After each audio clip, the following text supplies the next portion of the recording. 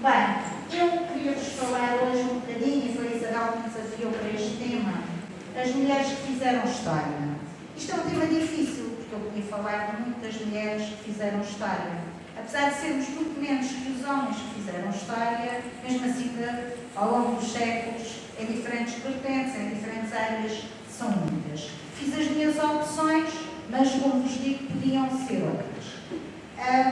Estava aqui assim a olhar para esta senhora que é representante da Força Aérea e estava a pensar na primeira, porque é que eu não pus ali a primeira mulher que foi comandante da Força Aérea de Portugal ou que pilotou um avião. Também era uma opção, até porque sei, é uma senhora que vive aqui ou vivia aqui no norte. E, portanto, podia ter ido por muitas opções e as que fui são as que vos vou mostrar. Mas antes disso, queria-vos fazer uma pergunta. Alguém sabe porque é que hoje é Dia Internacional das Mulheres? Porque é que é 8 de março? Alguém tem uma ideia? Um palpite? Este dia não é por acaso. Há uma razão, não é? Exato. Por causa de uma greve. Este dia é o Dia Internacional das Mulheres desde 1975.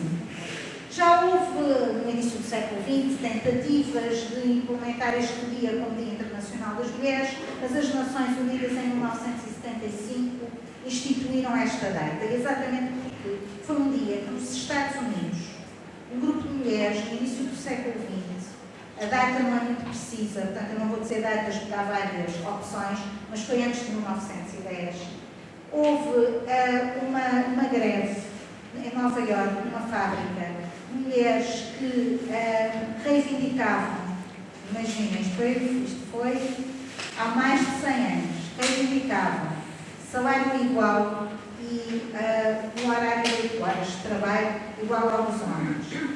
E o que é que aconteceu? Houve um acidente, elas ficaram fechadas na fábrica, houve um incêndio e elas morreram nesta reivindicação. E por isso é que o dia foi escolhido o dia 8 de março. Porque este dia, infelizmente, não é um dia para nós comemorarmos coisas boas. É um dia que nós podemos comemorar coisas boas e devemos fazê-lo, mas ele existe porque há desigualdade.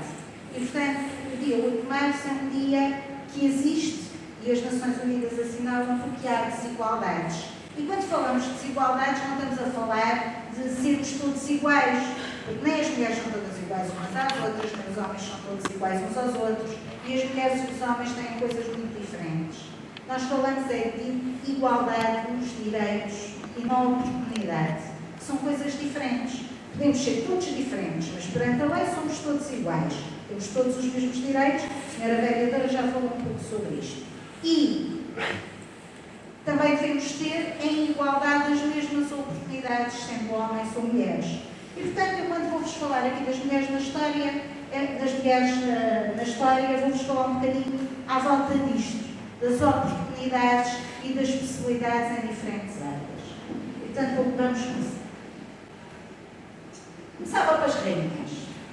Achei que era um bom tema para começar. Podia ter posto aqui a Cleópatra, podia ter posto aqui a rainha Chica de Angola, podia ter posto outras rainhas, mas pronto, escolhi estas.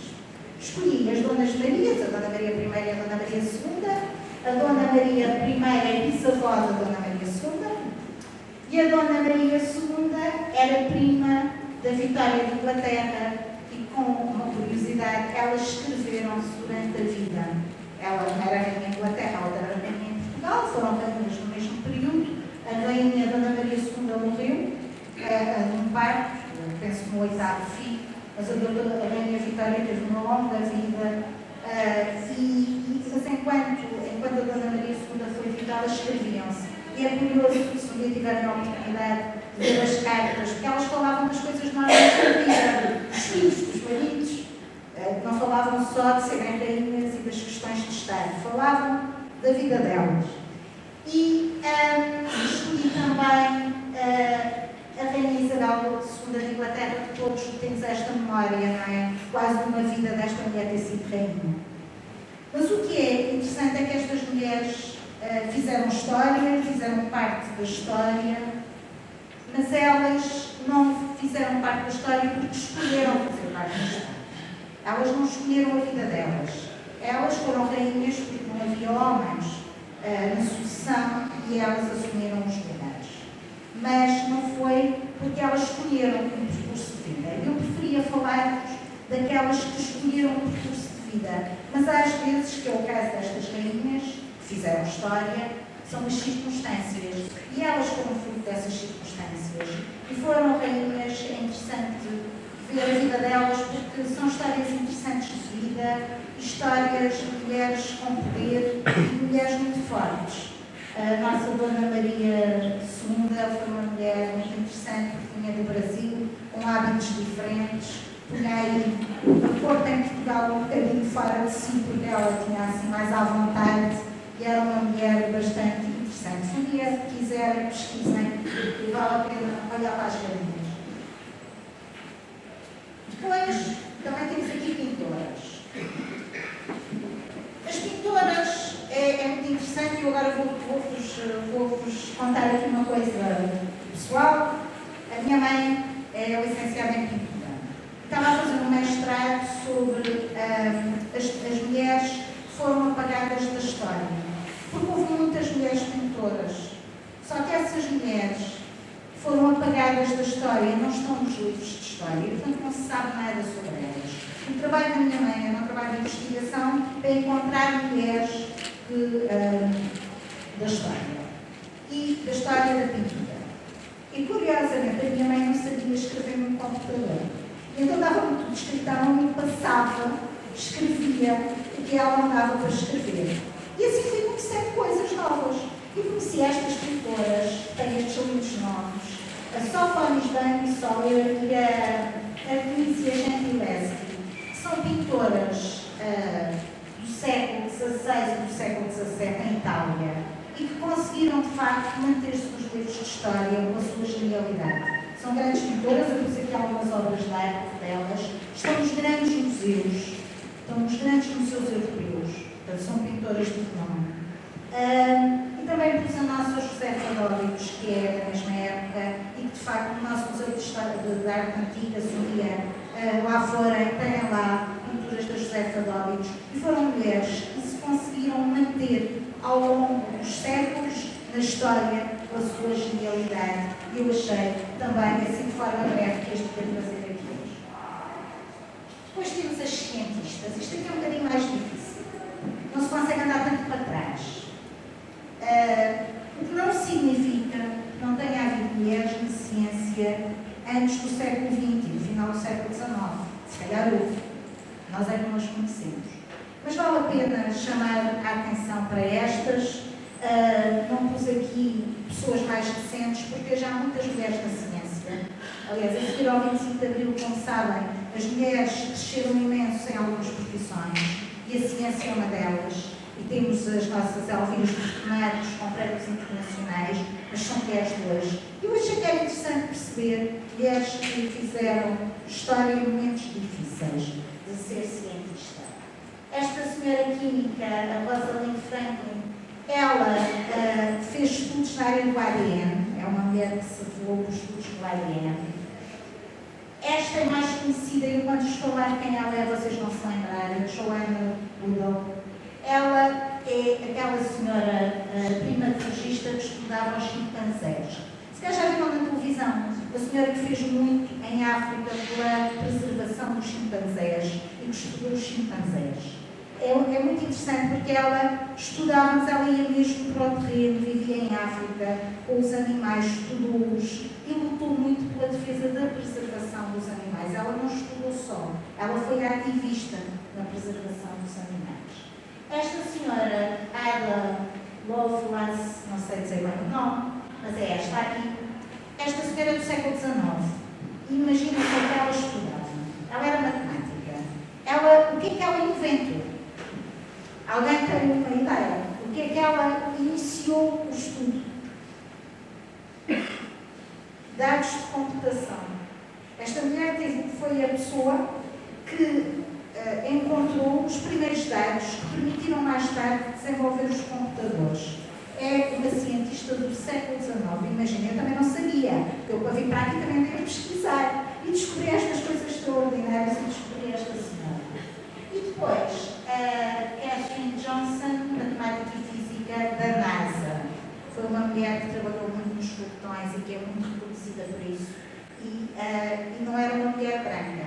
Estamos a falar dos anos 40 e ela, de facto, foi uma mulher que se afirmou no mundo de homens, no mundo do desenvolvimento dos foguetões e da NASA. Eu achei que a devia trazer. E depois, as escritoras. Aqui fui para o universo português, fui para o universo nacional. Também podia ter ido para outros, não é? Mas a Sofia de Melbreina, que acho que toda a gente conhece, foi deputada e foi uma grande poetisa, é a mãe de Miguel Sousa Tavares, uma grande poetisa e uma mulher muito ativa e muito ativista na sociedade portuguesa. A nossa Natália Correia, quem é que não se lembra da Natália Correia e a sua boquilha? Acho que todos nos lembramos da Natália Correia. Pois depois, Ana de Castro Osório. Ana de Castro Osório tem uma curiosidade. Ana de Castro Osório é mais antiga. Ana de Castro Osório é uma mulher do final do século XIX, início do século XX, que participou nas lutas pela República. Era republicana, uma republicana dos 7 Estados, e era de Setúbal. Esta mulher era de Setúbal, vivia em Setúbal. Era uma mulher com alguma capacidade financeira, mas era uma grande... ela era bastante radical e uma republicana que defendia coisas assim radicais. Houve um grande comício, um grande encontro, um congresso do Partido Republicano em 1908 em Setúbal, no agora Teatro Luísa Torre. A gente sabe onde é que é Setúbal Luísa Torre, certo? E havia duas correntes. Uma que defendia que se devia conquistar a República através do diálogo, da conversação. E havia uma corrente que dizia que devia ser pela revolução, pela luta revolucionária. E a Ana de Castro Osório faz um grande discurso nesse congresso a defender que era a via revolucionária, que era a via da revolução. E foi a via da revolução que em 1910 criou a República. E ela foi, de facto, uma mulher escritora e uma grande ativista por direito ao voto, os direitos das mulheres. Depois tenho aqui as Três Marias, morreu a Maria Teresa Horta agora há dias. Estas três mulheres escreveram um livro que ali está, que são as Novas Cartas Portuguesas antes do 25 de Abril. Foram julgadas porque o livro achavam do Estado Novo e Marcelo Caetano e o poder, que elas eram muito ousadas e falavam muito de sexo. Elas foram parar ao Banco dos Réus, criou-se um movimento internacional de defesa das Três Marias, e as Três Marias tornaram-se um símbolo da luta em Portugal contra o Estado Novo, e foram depois, ao longo das suas vidas, três grandes escritoras portuguesas, conhecidas nacional e internacionalmente. E a Maria Teresa Horta até foi considerada uma das mulheres escritoras mais influentes do mundo. Portanto, para verem a importância destas três mulheres que fizeram acontecer este movimento, porque escreveram um livro. Foi o livro delas que criou este movimento. E aqui também uma homenagem às escritoras. Agora entrava assim uns casos mais particulares, digamos assim. A cultura, entre estas pessoas todas, fui procurar uma. Eu lembrei desta senhora, porque eu tenho um grande apreço, que se chama Olimpo de Luz. Alguém aqui sabe quem é Olimpo de Luz? Também achei que não sabiam, por isso também achei mais interessante também trazer alguém que é novidade, ficamos todos a saber quem é. Olimpo de Luz é uma escritora francesa do século XVIII, e na Revolução Francesa, vocês sabem que na Revolução Francesa havia o que a Revolução Francesa defendia era a liberdade, a igualdade e a fraternidade. Mas a igualdade, a liberdade e a fraternidade não era para todos, era só para os homens. As mulheres não tinham direito a direitos iguais aos dos homens na Revolução Francesa, porque alegavam que as mulheres eram diferentes, as mulheres tinham uma natureza diferente, e pela sua natureza não teriam esses direitos. E esta senhora, Olímpicos, nem sequer era defensora dos revolucionários, ela não era jacobina. Os jacobinos eram os que defendiam a Revolução, os girondinos eram os que defendiam o rei.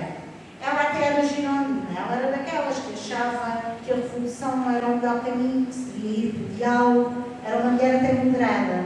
Mas teve a ousadia de escrever um livro que é a Declaração dos Direitos da Mulher e da Cidadã, em que falava sobre os direitos das mulheres. Já que havia a Carta dos Direitos dos Homens, dos cidadãos, ela resolveu escrever a Declaração dos Direitos das Mulheres e da Cidadã. O que lhe deu um prémio foi acabar na Argentina com a cabeça cortada, como a Maria Antonieta e outros textos que naquela altura morreram. Mas esta mulher, esta obra, quando se fala de feminismo, quando se fala de igualdade, ela de facto tem um papel muito importante. Porque a Revolução Francesa foi o que impediu que a igualdade se afirmasse numa era moderna, numa era que começava ali e que se estendeu até hoje. E de facto, esta mulher foi muito à frente do seu tempo, eu achei. Vos devia apresentar a senhora Olímpicos, porque ela foi muito corajosa e pagou o preço alto pela sua coragem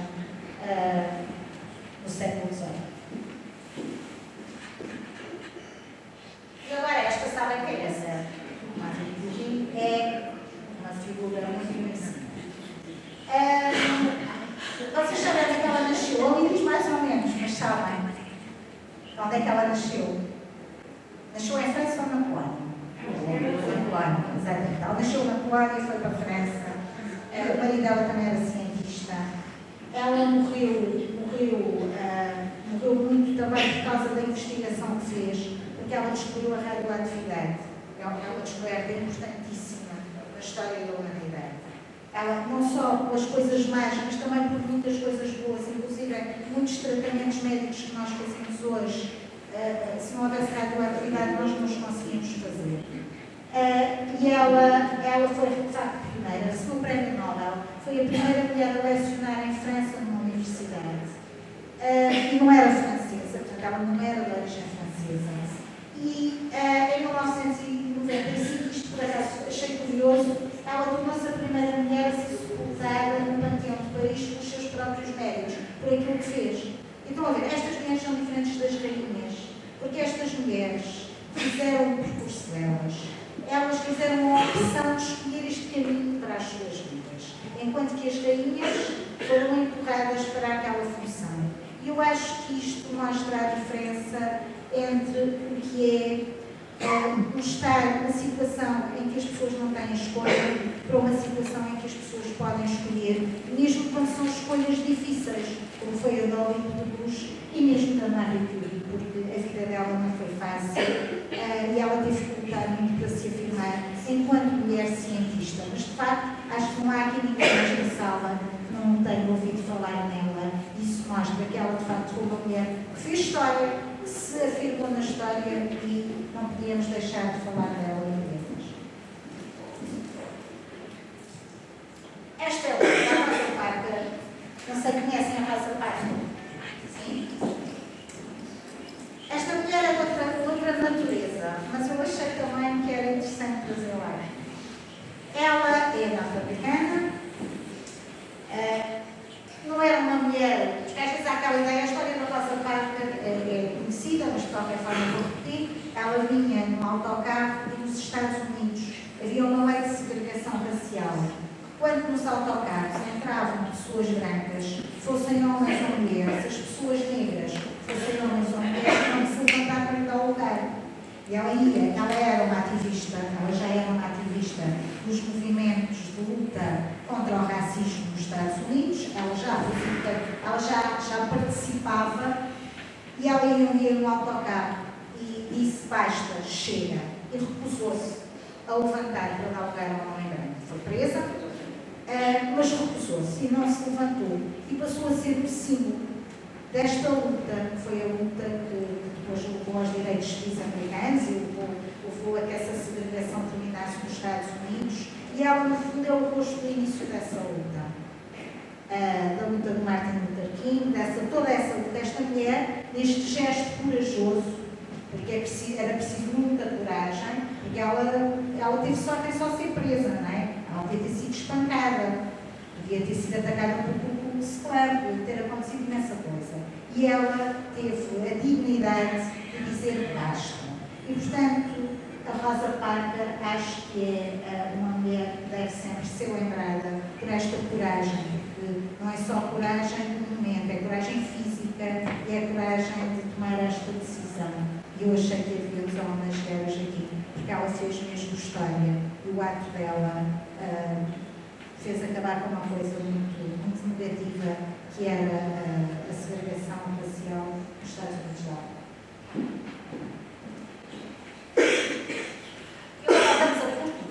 Alguém sabe quem é a Carolina Beatriz Anjos? Fala em voz mental. A gente só fala de história. Mas alguém sabe quem é? Porque o hospital se chama Carolina Beatriz Anjos. Quem foi esta mulher? Estas senhoras sabem. Estas senhoras sabem. Sabem, sim, senhora. Era uma médica que se sabem, não. Era uma médica foi a primeira mulher a votar. Sabem que, curiosamente, ela não foi só a primeira mulher a votar em Portugal. Ela foi a primeira mulher a votar na Europa. No mundo, quase, mas na Europa. Ela foi a primeira mulher a votar. E ela votou, como diz ali. Ela era muito amiga da outra que eu falei há bocadinho, da Ana de Castro Osório. Lembra-se que eu estou a falar da Ana de Castro Osório? Elas eram todas muito amigas. E uma curiosidade. Quando foi a Revolução do 5 de Outubro, e quando foi feita a implantação da República, elas faziam parte do núcleo dos conspiradores. Elas trabalhavam com os homens na conspiração. As bandeiras foram hasteadas nos espaços do município em Lisboa, no dia 5 de outubro de 1910. Quem as coziu foram estas mulheres, e a Ana de Castro Osório era uma delas. Ela, uma que se chamava Maria Voeda, e a Carolina Beatriz Anjos. Puseram as bandeiras em segredo absoluto, porque se alguém soubesse, podia pôr em causa a Revolução. E, portanto, elas eram mulheres muito ativistas politicamente, e ela era médica. Ela morreu exatamente em 1911, portanto, no ano em que votou. Mas ela cumpria a lei, porque ela era médica, portanto, nem toda a gente podia votar também em Portugal a seguir à República, só que mesmo os homens não podiam votar todos, tinham que ter determinadas condições. Os homens mais pobres, sem formação, também não podiam votar. Mas ela era formada, era médica, era viúva, e, portanto, era chefe de família, que era o que a lei dizia. E ela meteu um requerimento e conseguiu votar. E no ano seguinte, a lei mudou e dizia que só podiam votar, dizia expressamente que só podiam votar os homens. Mas ela conseguiu votar. E estas mulheres que fizeram a Revolução, elas ficaram muito tristes a seguir à Revolução. Porque os direitos que elas achavam que podiam conquistar, que andaram a lutar por eles ao lado dos homens, não lhes foram dados. Porque elas não podiam votar, o voto não lhes foi dado. E alguém sabe porque é que o Afonso Costa não quis dar os votos às mulheres? Alguém tem uma ideia? Porque é que as mulheres não foram consagradas no direito ao voto em 1911? Vocês sabem que era o Afonso Costa, certo? O Afonso Costa era um republicano, assim, bastante radical, não gostava nada de padres e que foi ministro várias vezes e fez reformas muito importantes em Portugal naquela época, e muito direito ao divórcio. Ele era, de facto, um homem muito à frente. Mas houve uma razão de estratégia para não dar os direitos às mulheres. Voto às mulheres, alguém sabe? Uma ideia? Não? Porque ele tinha medo das mulheres. Porquê? Porque as mulheres eram muito controladas pelos padres. E ele tinha medo que, se as mulheres votassem, a Revolução voltasse para trás e a monarquia voltasse a entrar.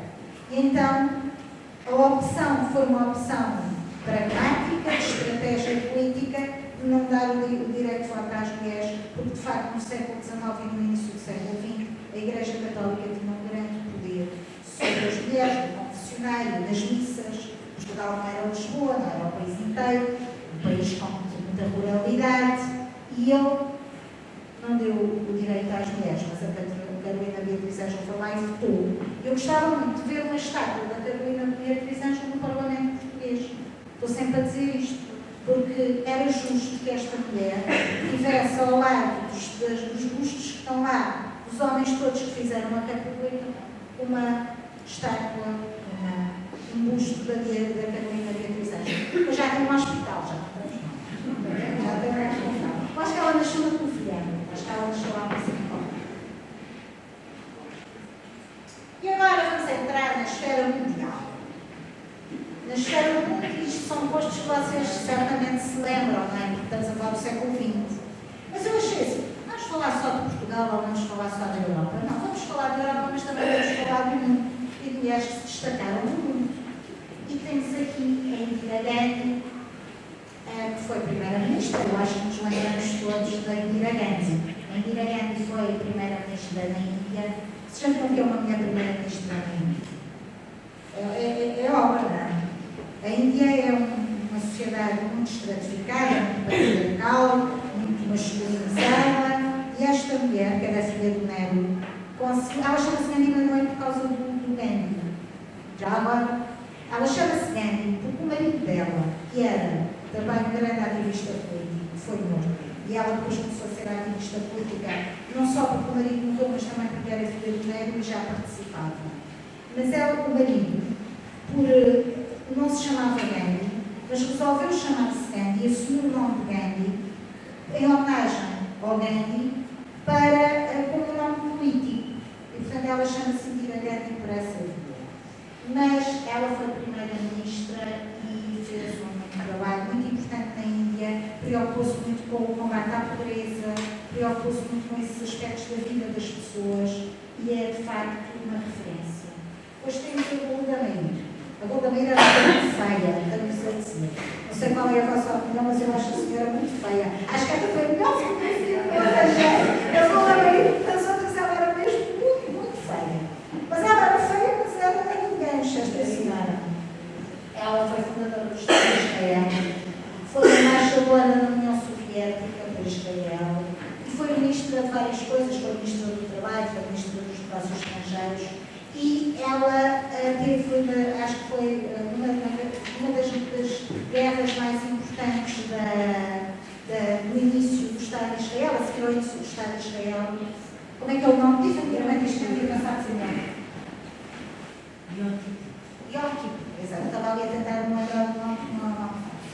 Ela era a primeira-ministra e havia um primeiro-ministro que eu já sei, não sei qual é, que dizia esta frase, não é nada amiga da igualdade, mas ele dizia: chamem a Golda Meir, que é o único homem do meu gabinete. Portanto, como vem, ela tinha ali uma capacidade e uma força distinta. E depois, a Eleanor Roosevelt. Há bocado a vereadora Maria Gabriel falou da Declaração dos Direitos Humanos e do artigo 1º da Declaração dos Direitos Humanos, em que os seres humanos nascem todos iguais. Eleanor Roosevelt era mulher, foi primeira-dama dos Estados Unidos, mulher do Franklin Roosevelt, mas ela foi embaixadora logo no início das Nações Unidas, porque eles foram os grandes impulsionadores da criação das Nações Unidas, e ela foi embaixadora das Nações Unidas em 1945.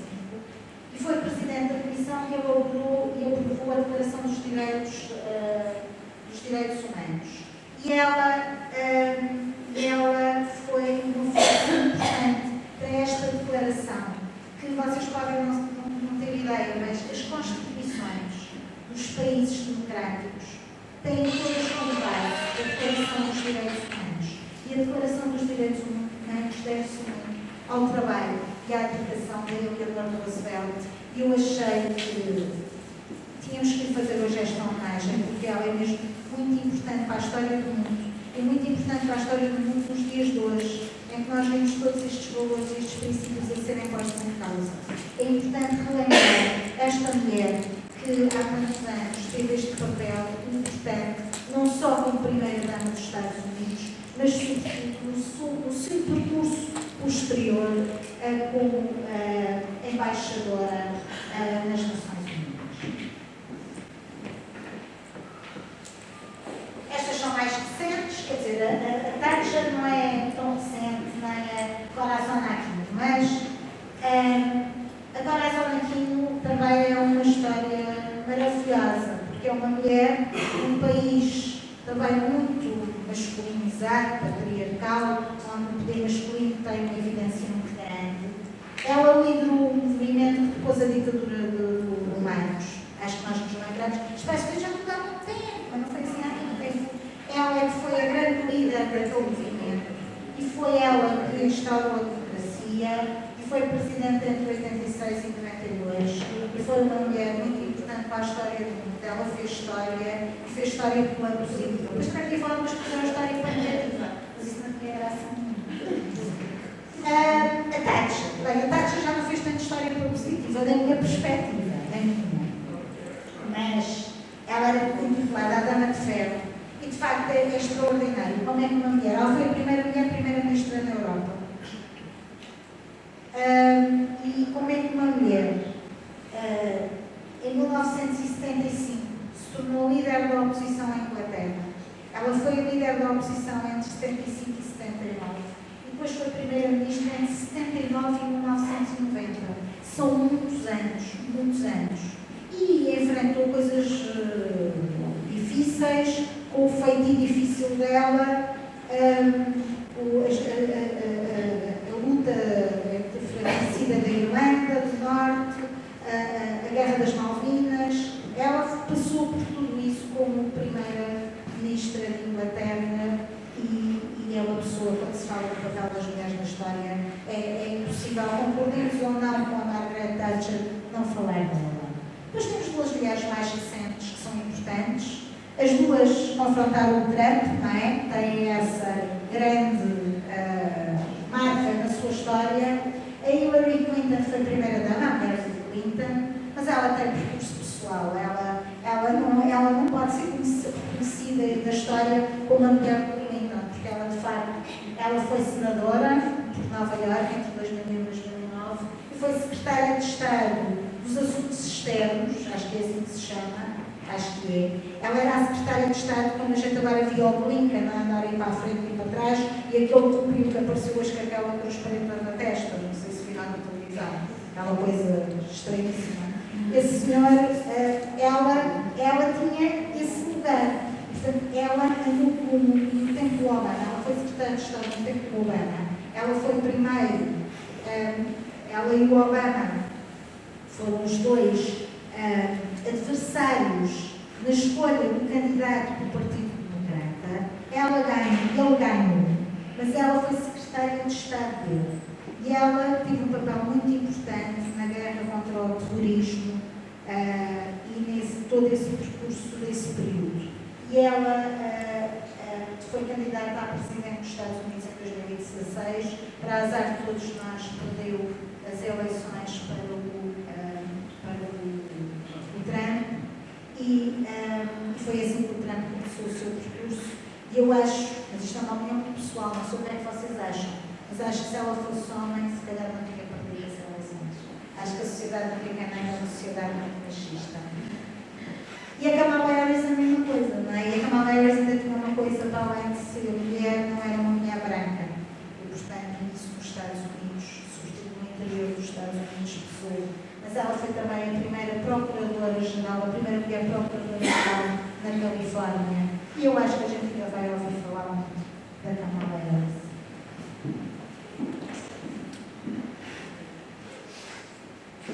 Resta todos conhecem. Não é possível falar sobre mulheres na história e sobre o Dia Internacional das Mulheres sem falar de Maria de Lourdes Pinto-da Silva. Sim? Todos estão a Maria de Lourdes Pinto-da Silva era uma mulher fantástica. Era uma mulher fantástica. A Maria de Lourdes Pinto-da Silva era uma mulher muito à frente do tempo dela. A Maria de Lourdes Pinto-da Silva, ainda nos anos 80, escreve uma obra sobre as questões ambientais, que se nós lermos a obra hoje, parece que estamos a falar das questões climáticas e ambientais hoje. Era uma mulher extraordinária. E uma mulher que lutou muito pelos direitos das mulheres. mas não lutava só pelos direitos das mulheres, pelos cargos que ocupou, vê-se isso. Ela lutou pelos direitos das mulheres em Portugal, começou essa luta antes do 25 de Abril, fundou a Comissão da Condição Feminina, que é hoje a Comissão para a Igualdade de Género, porque os nomes também evoluem, e foi a única mulher, aliás, eu pus aqui em destaque que ela foi a primeira e única primeira-ministra em Portugal entre 1979 e 1980. E não foi eleita. Nós nunca tivemos uma mulher primeira-ministra em Portugal eleita. Ela foi escolhida, o Ramalhianos, para ser primeira-ministra naquela altura porque era necessário resolver um problema político, na altura, um problema um bocadinho diferente daquele que estamos a viver hoje, era assim um bocadinho diferente, mas estávamos a viver ali um problema de não haver estabilidade política e ele escolhe a Maria Lourdes Pinto Silva, que faz, neste período de tempo, em menos de um ano, um trabalho extraordinário, em que cria direitos sociais, em que dá um salto qualitativo na educação. Ela faz um trabalho extraordinário e há muitos políticos de hoje, que nós conhecemos, que começaram a trabalhar com ela quando ela foi primeira-ministra. Eram jovens e foi ela que os foi buscar. Ela tinha uma visão muito à frente. Ela foi candidata a Presidente da República em 1986, está ali uma fotografia dessa candidatura, lembram-se bem disso, dela ser candidata. Ela foi candidata, ela era muito católica, ela fundou um movimento internacional, ela fundou em Portugal uma representação, um movimento internacional, que é o movimento GRAL, que é um movimento da Igreja Católica dos Direitos das Mulheres. Foi secretária de Estado da área da Segurança Social e ministra nos governos provisórios. Eu não pus ali, mas ela também foi nossa embaixadora na Unesco. Foi eurodeputada e ela morreu em 2004. Então, ela foi uma mulher que se destacou na história do nosso país, muito à frente do seu tempo, mas que está muito esquecida. E isso também é uma coisa que me faz um bocadinho de confusão. Porque se fala tanto, quando falamos das pessoas dos 50 anos do 25 de Abril, não é? Quando se comemora os 50 anos do 25 de Abril, a Maria Lourdes Pinto Silva não é tão recordada como outros. Não sei se é por ser mulher ou não, mas a verdade é que não é tão recordada como outros. E esta mulher fez, de facto, foi muito importante na história do nosso país e na consolidação da nossa democracia e na afirmação dos direitos das mulheres em Portugal. Eu não me sentiria bem se eu hoje não viesse aqui falar da Maria Lourdes Pinto Silva. E sempre que posso, falo da Maria Lourdes Pinto Silva, porque acho que a memória se faz porque nós nos lembramos das pessoas. E temos que relembrar que ela foi, de facto, muito importante na nossa história. Eu estou quase a acabar. E agora entrávamos no nosso distrito. Porque eu achei que não devia vir aqui só falar do mundo, do país, mas tinha que falar do distrito e depois não vou falar do Montijo.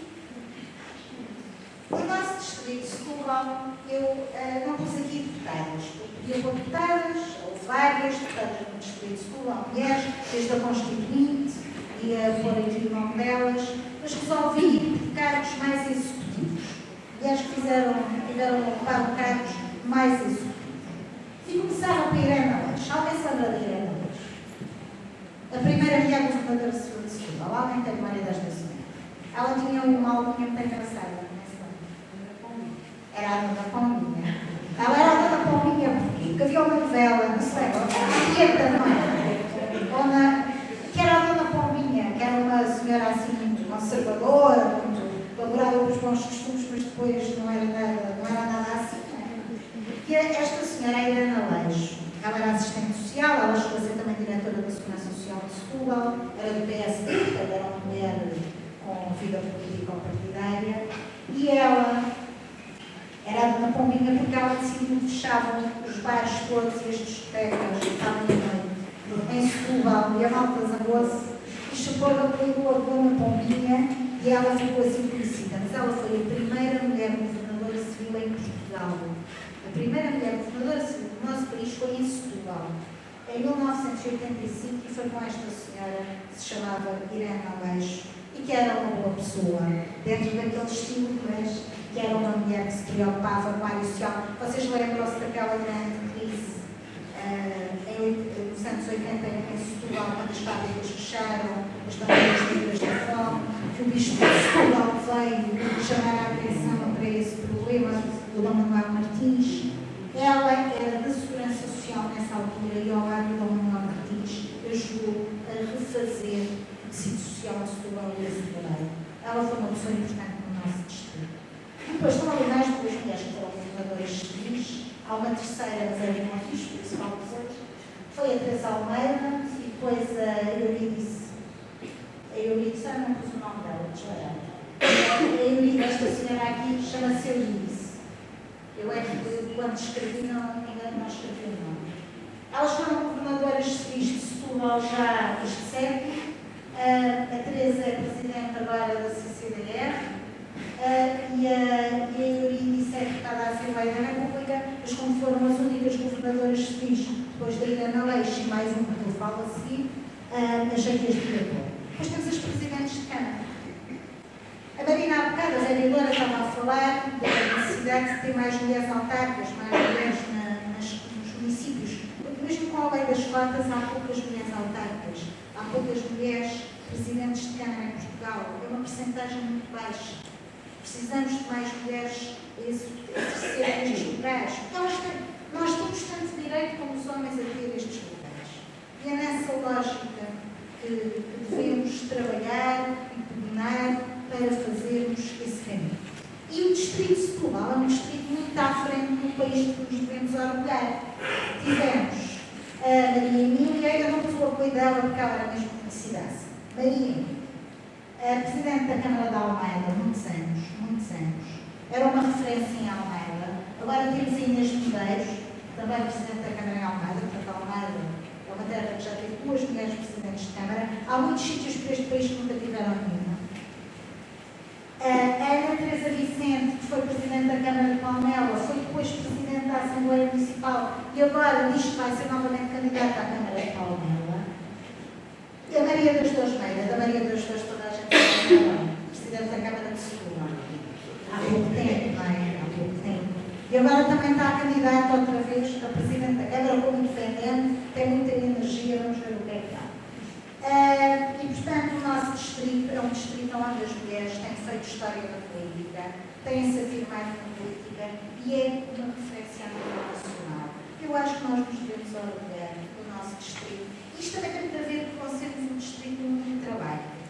Eu acho que tem muito a ver com isso. O distrito muito ligado aos sindicatos, aos movimentos sindicais, isso ajudou a trazer mais as mulheres para não somos rurais, não é? Como o Alentejo que tem pluralidade, somos de uma área metropolitana, isso também tem ajudado a dar espaço às mulheres na vida política. E agora vamos ao mundo. Lá fazia como no circo.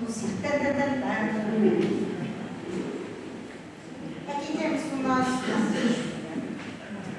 nosso Montijo, a nossa aldeia da Ilha da Outrora, e temos aqui, começar por vocês vários, porque eu disse que tivemos 3 mulheres governadoras civis e mais uma. Essa mais uma é a nossa conterrânea, a Mercedes, a que foi governadora civil de Setúbal também já este século, e que já foi candidata à Câmara do Montijo, já foi candidata à Assembleia Municipal do Montijo, já foi deputada da Assembleia Municipal do Montijo, que é uma mulher da nossa terra, foi diretora do nosso centro de emprego, é uma mulher da terra, e agora presidente da Assembleia Geral da União Mutualista, é uma mulher da nossa terra que tem tido um papel relevante, quer no distrito, quer no outros.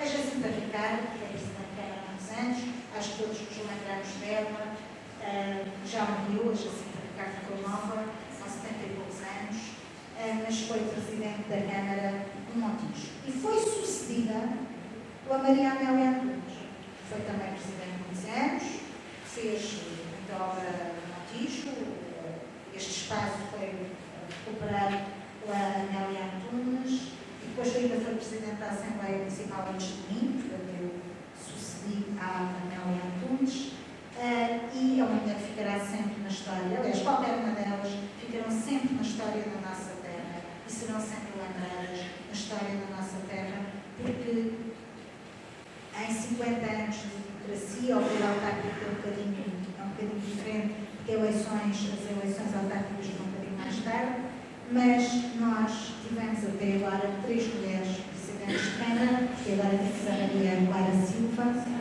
que é a nossa presidente atual, não foi eleita presidente de Câmara, foi eleita vereadora, mas que assumiu o lugar e devemos lembrá-la aqui e que está a fazer um bom trabalho e que eu não podia deixar de trazer aqui a Clara, que é uma mulher que, delas todas, talvez seja a mulher com mais experiência autárquica, porque já foi muita coisa dentro da Câmara e toda a vida esteve na Câmara do Montijo a trabalhar e tem um conhecimento sobre a Câmara e sobre o Montijo muito grande. E eu não podia deixar de trazer as nossas mulheres da nossa terra hoje aqui sobre a história. Pois há umas que não trouxe aqui, nem consegui fotografias, mas que me lembro sempre. A doutora Ana Maria Leite, do colégio, a Lídia Massacote, que começou a cigarro no Câmara do Pouca, ali no Café do César, que vestia assim umas saias meio calças e tinha andado embarcada e era uma personagem. A dona Maria José Barreiras, que era professora e que nos dava algumas aulas. Eu andei lá na escola dela, que era aqui onde almoço, aqui ao pé da Tinila das Meias, a Tinila das Meias, Elisa da Coxa, a nossa Elisa da Coxa, que é uma personagem riquíssima. São pessoas que fazem parte da nossa história. Repara, nós temos a memória destas pessoas. Eu não tenho fotografias delas, não consegui fazer slides, mas são mulheres que marcaram o Montijo. E havia uma senhora enfermeira, que eu lá não lembro o nome, foi a primeira mulher a andar de bicicleta no Montijo. Eugénia, exatamente. A Dona Eugénia foi a primeira mulher a andar de bicicleta, vestia os seios, e andava de bicicleta. E isto é a nossa memória, porque essas mulheres também fizeram história. E outras eu estou a falar destas, porque são as que me recordo, e sempre ouvi falar delas, algumas não conheci, mas a memória não se faz só porque a gente conhece em vida, faz também daquilo que nos passa em termos de memória. E a forma de não apagar as mulheres da história, nem os homens, não apagar pessoas da história, é lembrá-las. E o 8 de maio, a Dona Aurélia, qual é a Dona Aurélia? A minha mãe. Quer dizer, a minha mãe também é escolarizada. Eu não falo de ninguém da minha mãe. Eu sou uma pessoa que fala de humildade e não sinto muita vontade de falar nem de mim nem da minha mãe. Portanto, vamos ficar com as que não são da minha família. Mas eu acho que a nossa memória é sempre uma coisa boa e lembrar as mulheres com história. Do Montijo, no dia 8 de março, é a boa maneira que eu tenho de me calar, já estou para aqui há mais tempo, alguns modelos, e dizer-vos que nunca pensei, debaixo desta chuva toda, que tivesse uma sala com tantas pessoas e que vocês tivessem tanta paciência com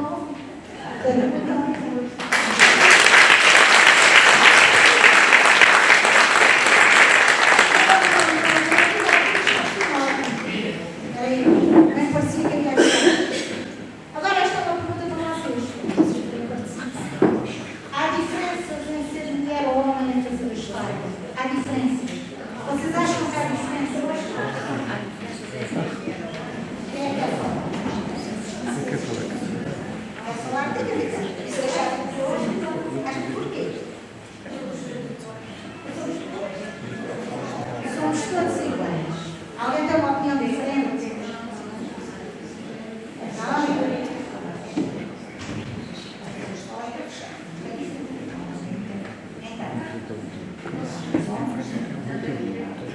Vocês têm mais oportunidade.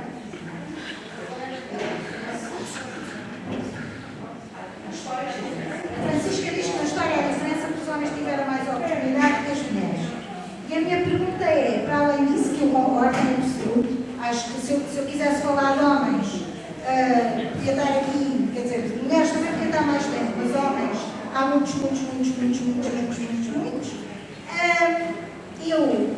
Mas a minha pergunta é um bocadinho diferente, a forma como os homens e as mulheres exercem os seus cargos, o seu papel na história é igual.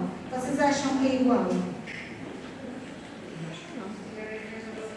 Se tiverem as mesmas oportunidades, sim. Eu também acho. Às vezes as pessoas dizem assim, as mulheres fazem, por exemplo, a política, as mulheres fazem política de outra maneira. Não é verdade. Nós temos todas experiências diferentes. Mas os homens também têm experiências diferentes uns dos outros. E as mulheres também têm experiências diferentes umas das outras. Mas há uma coisa que é verdade. Ser os homens e mulheres na sociedade é diferente. Temos papéis sociais diferentes. E eu vou terminar com a história de uma mulher que mostra que, apesar do exercício do poder ser igual, às vezes a nossa experiência de vida pode fazer acontecer coisas diferentes. A Leonor Beleza, toda a gente sabe quem é, também eu podia ter posto aqui a cara dela para terminar aqui ao pé da pergunta, para contar esta história. A Leonor Beleza foi uma mulher também à frente do seu tempo, porque ela foi Ministra da Saúde numa altura que era muito difícil uma mulher ser Ministra da Saúde. Sim, mas foi Ministra da Saúde. Ela agora é Presidente da Fundação Champalimau. A Leonor Beleza, quando era deputada, havia um espaço que pertencia à Assembleia da República, onde se podia fazer qualquer coisa. Um espaço para se fazer qualquer coisa. E então, andavam a discutir lá o Conselho de Administração da Assembleia da República o que é que iam fazer naquele espaço, que eram maioritariamente homens. O que é que os homens queriam fazer? O ginásio. Para o fim do dia, depois das sessões parlamentares, poderem ir lá fazer um bocado de ginástica. E a Leonor Beleza disse-lhes: eu acho que não. Acho que se devia fazer uma creche. Porque a Assembleia da República tem... A Assembleia da República não são os deputados. Tem montes de gente que trabalha lá. Tem horários difíceis. A Assembleia, como sabem, às vezes vai para muito tempo. E é preciso uma creche para responder aos filhos e às filhas dos trabalhadores e das trabalhadoras desta casa, porque precisamos de uma creche com horários alargados devido ao trabalho que aqui se faz. E ainda hoje existe esta creche, foi a ideia da Leonor Beleza. Isto mostra que às vezes a nossa experiência de vida, porque hoje os homens e as mulheres cuidam mais dos filhos, mas antes não era assim. E ela tinha consciência, para as mulheres que trabalhavam ali, era difícil ter esse papel. Por isso, no exercício do poder é igual. Mas às vezes, na possibilidade de lá chegar, como estava a dizer a Francisca, às vezes naquilo que se traz como preocupações, não é exatamente o mesmo. Mas aquilo que nós temos que fazer é ter homens e mulheres em igualdade de circunstâncias em todas as áreas, porque todas as áreas são importantes para a sociedade e, sobretudo, todos temos esse direito.